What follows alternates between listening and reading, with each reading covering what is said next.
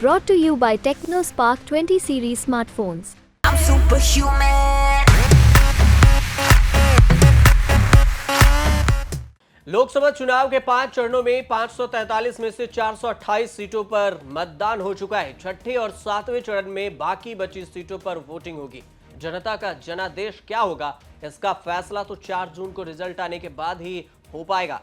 लेकिन इससे पहले राजनीतिक विश्लेषक और अपने अपने हिसाब से गुना गणित लगाने में जुटे हुए हैं। चुनावी रणनीतिकार प्रशांत किशोर और राजनीतिक विश्लेषक योगेंद्र यादव ने सीटों को लेकर अनुमान लगाया है। प्रशांत किशोर का मानना है कि बीजेपी की अगुवाई वाला एनडीए फिर से सरकार बना सकती है। 2024 में भी बीजेपी को 300 के करीब सीटें आ रही है और आ सकती है, लेकिन बीजेपी के सीटों में कमी जरूर देखने को मिलेगी। उन्होंने यह भी कहा कि एनडीए का पता नहीं। तो वहीं राजनीतिक विश्लेषक योगेंद्र यादव की राय प्रशांत किशोर से उलट है। उनके मुताबिक बीजेपी बहुमत से दूर रहेगी और उसे 50 सीटों का नुकसान हो सकता है। टीवी इंटरव्यू के दौरान उन्होंने कहा कि मैं 35 साल के तजुर्बे से कह सकता हूं कि बीजेपी की 272 सीटें बिल्कुल भी नहीं आ रही। मतलब ये हुआ कि इस बार बीजेपी बहुमत से दूर है। न सिर्फ बीजेपी बल्कि एनडीए भी। आपको यह भी बता दें कि 2019 के लोकसभा चुनाव में बीजेपी ने 303 सीटें जीत दर्ज की थी। 543 सीटों में 50% जरूरी होता है सरकार बनाने के लिए। मतलब बहुमत के लिए 272 सीटें चाहिए, जो योगेंद्र यादव के अनुसार से बीजेपी को बहुमत नहीं मिल रही है, ना एनडीए को मिल रही है। तो पहले आप प्रशांत किशोर, योगेंद्र यादव ने क्या कुछ कहा है बीजेपी और एनडीए के सीटों को लेकर, वो दोनों का बयान सुन लीजिए। विस्तार से उन दोनों ने बताया है कि क्या होगा इस बार के चुनाव में, कौन हार रहा है, किसको कितनी सीटें आ रही है और फिर नया समीकरण क्या कुछ निकल कर आएगा। When the elections began, I said, I wrote that it is possible to bring BJP below 272, but I wasn't sure if that was actually going to happen because I didn't think opposition was doing what was needed to bring BJP below 272. When elections came closer, round 1 and round 2, and I started traveling, I saw something was changing on the ground. And then I started saying, maybe BJP is coming below 272. And after the third round and after my travel specifically, let me again put everything on the table. I've gone to Rajasthan, Punjab, Haryana, Uttar Pradesh, Bihar, Telangana, Karnataka and Chhattisgarh. Other places based on what I've heard, what I've spoken to. On that basis, my assessment today is that BJP, it's not only possible, BJP indeed is below 272 as of now. Things the way they are going, my assessment is that they are below 272. And for the first time, it has appeared to me that NDA could be below 272. In what you've seen, the Twitter, the video that I've posted, that puts it 268. But Rajdeep, let me be quite straight about it. I don't have any such instrument with me. तो मेरा मानना है कि BJP को जब उन्होंने जनवरी में पहली बार प्रधानमंत्री ने कहा कि हमें 370 और एनडीए के 400, तब से मैं कह रहा हूं कि बीजेपी के 370 तो आ ही नहीं सकते। ये तो बिल्कुल नारेबाजी है, अपने कार्यकर्ताओं को के लिए है, लेकिन 370 बीजेपी के अपने से नहीं आ सकते हैं। एनडीए की सीट कितनी आएगी ये आकलन करना बेमानी है, क्योंकि जो पिछले 5-10 सालों में हम लोगों ने देखा है, जीतने के बाद कौन कहां जाएगा इसका कोई आकलन है नहीं। तो एनडीए के नंबर को बहुत विश्लेषण का कोई आधार और कोई मतलब नहीं है। डेफिनेटली एक चीज तो क्लियर है कि बीजेपी के 370 नहीं आ रहे हैं, लेकिन बीजेपी 270 के नीचे भी नहीं जा रही है। ये भी मोर और लेस क्लियर है। मुझे ऐसा लगता है, मैं बार बार कह रहा हूं कि बीजेपी के नंबर मोर और लेस जो पिछले लोकसभा में, आउटगोइंग लोकसभा में 303 का था, वही नंबर या उससे कुछ बेहतर होगा, उससे खराब नहीं होगा, ऐसा मुझे लगता है। आपको लग रहा है कि 300 के पार आने वाली है? बस 303 के इर्द गिर्द रहेगा, मोस्ट लाइकली उससे पॉजिटिव ही रहेगा, उससे बेहतर होगा, उससे खराब होने की संभावना बहुत कम है। आपको क्यों लग रहा है कि 303 से बेहतर ही होगा? नहीं, इसलिए कि देखिए इसका बहुत सिंपल और बोरिंग सा आंसर, बोरिंग इसलिए कि मैं मतलब anything which is consistent appears to be boring.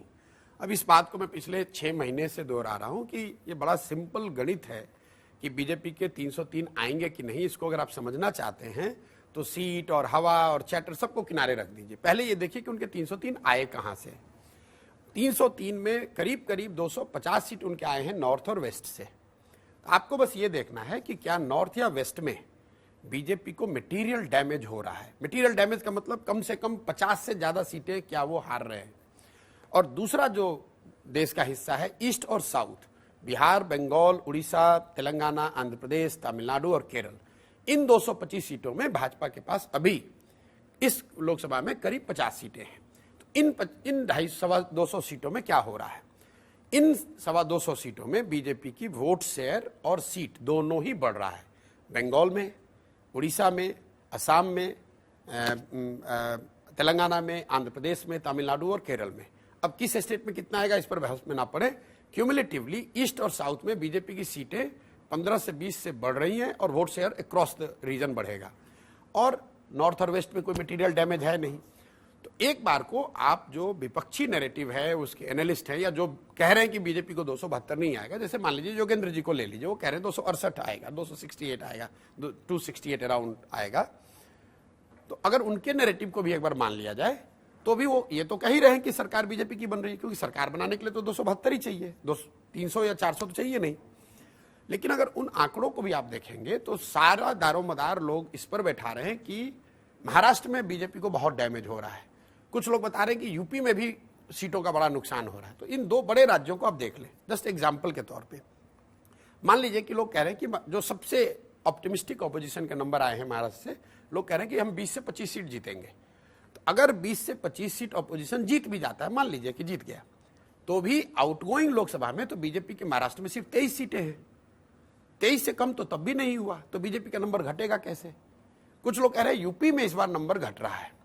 तो लोग भूल गए हैं, थोड़ी मेमोरी कम है लोगों की, कि भाई पिछली बार बिहार और यूपी मिलाकर बीजेपी को करीब करीब 25 सीटों का नुकसान हुआ था 2014 के मुकाबले, जो बंगाल जैसे राज्यों से पूरा हुआ था। वो नुकसान इसलिए हुआ था कि बसपा सपा साथ में लड़े थे और बीजेपी 73 से घट के 62 पे 62 पे आ गई थी। तो अगर कोई ये कह रहा है कि यूपी में बीजेपी को 20 सीटों का नुकसान हो रहा है, तो मैं बहस में पड़े बगैर ये कहूंगा भाई तो फिर बीजेपी की सीट घटी कहाँ, उनके तो 62 है ही, 18 पहले से हारे हुए हैं। नुकसान तो तब होगा अगर आप ये कहें कि यूपी में उनको 40-50 सीटें वो हार रहे हैं, और वो चीज न पक्ष कह रहा है न विपक्ष कह रहा है। इसी तरह बिहार है, जो बड़े राज्य हैं वहां पर ऐसा दिख नहीं रहा है। कुछ लोग ये कह रहे हैं भी राजस्थान में 5-7 सीटें हार सकते हैं, हरियाणा में 2-4-5 सीट हार सकते हैं, वो ठीक है। लेकिन अभी तक मुझे या जनरली पब्लिक डोमेन में कोई ऐसा एनालिस्ट विश्वसनीय नहीं दिखा जिसने ये कहा कि कोई राज्य है जो ऑपोजिशन पूरा सिरे से जीत रहा है।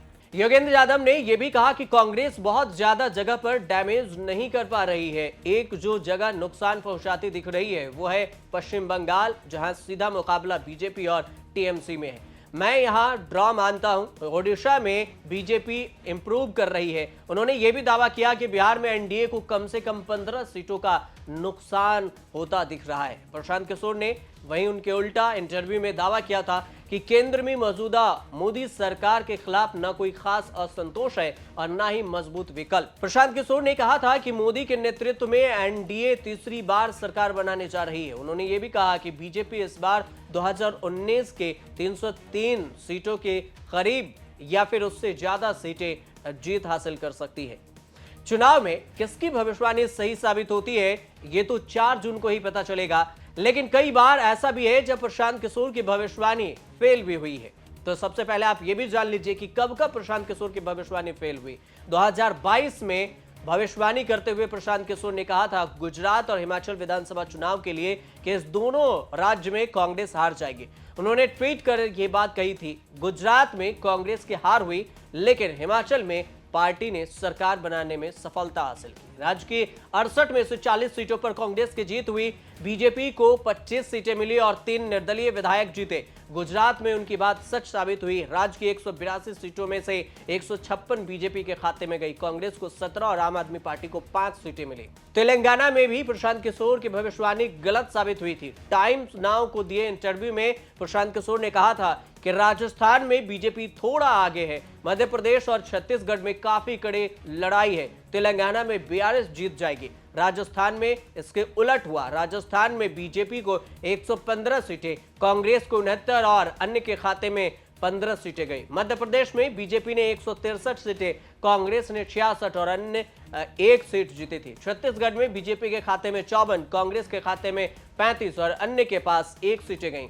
तेलंगाना में कांग्रेस को 64 सीटें मिली, बीआरएस को 39 और बीजेपी को 8 सीटें मिली। यानी तेलंगाना में भविष्यवाणी प्रशांत किशोर की गलत साबित हुई। अब देखना यह होगा कि एक तरफ बीजेपी 400 पार के नारे के साथ चुनावी मैदान में उतरी और दमखम से चुनाव लड़ी। 2 चरणों के चुनाव बाकी हैं और इस बीच में बीजेपी अभी भी कह रही है कि बहुमत के साथ सरकार बनाएंगे, 400 के करीब सीटें आएंगी। तो वहीं दोनों चुनावी रणनीतिकार, राजनीतिक विश्लेषक ये कह रहे हैं, एक तरफ योगेंद्र यादव बहुमत के नीचे बता रहे हैं एनडीए को, तो प्रशांत किशोर कह रहे हैं बीजेपी की सरकार बनेगी। लेकिन देखना दिलचस्प ये होगा जब 4 जून को परिणाम आएंगे तो कौन कितने पानी में होता है, किसकी सरकार बनती है। फिलहाल आप देखते रहिए न्यूज़ तक।